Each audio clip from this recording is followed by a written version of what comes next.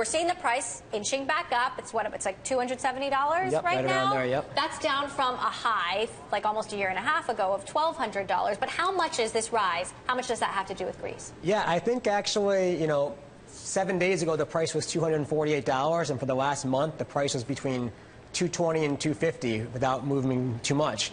And now in the last 7 days, because of Greece, it's rise from $248 to $275 at a high this morning. So, Peter, Bitcoin's pretty volatile anyway. I mean, who's to say this isn't just speculation? Yeah, well, I mean, I think it is speculation, quite honestly. And speculation's a tricky thing. So when you see something in the news like sovereign debt crisis, you start to look at other assets as a way to secure your money. If you're in Greece, you don't have that option because your bank account's locked. You have $60 a day cap.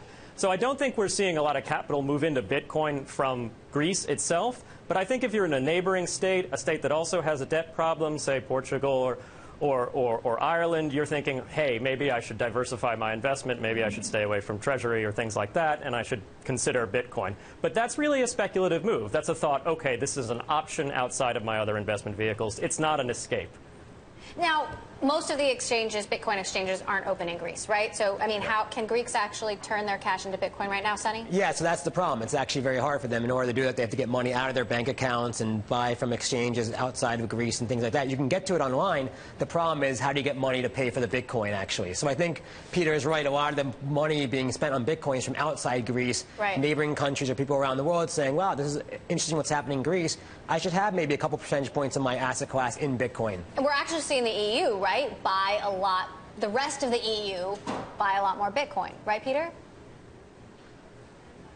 Yeah, and, it's also an open question as to whether that's a good sort of store of value. If you're trying to say, I don't want my local currency, I want Bitcoin, it's probably not the best store of value. It's a highly speculative asset. It's kind of like investing in a venture capital arrangement. We were talking earlier about Reddit and how Fred Wilson thinks you could build Reddit on a blockchain. So it's really a question of a technology that you're getting involved with because you think it has a massive upside, but it could potentially have a very large downside in the sense that it disappears. So you really only want a small amount of your portfolio, if you have a portfolio, in such a speculative asset. What it is good for, though, is a rail. It can be a new payment rail for cross-border payments. So you switch into Bitcoin in order to get out of your local currency or whatever you have around you, and then you use that as a way to access online markets in other countries where you would then trade Bitcoin for, say, dollars if you wanted to hold dollars or something like that.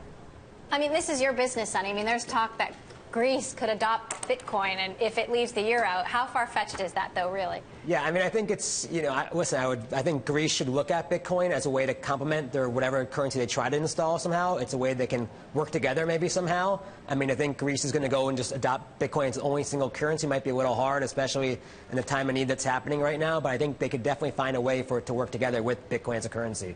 Peter, far-fetched? Yeah, I think far-fetched. I mean, but that said, in Argentina, we see people who do use Bitcoin as a payment rail to avoid capital controls.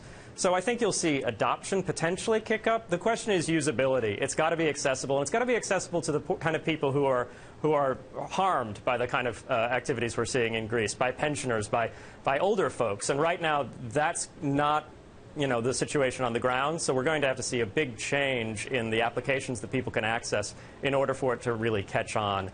As far as being adopted as a national currency, I think it's going to be hard enough setting up a bootstrap system of IOUs or maybe a new drachma. I don't think you want to add cryptocurrency or cryptography into the mix.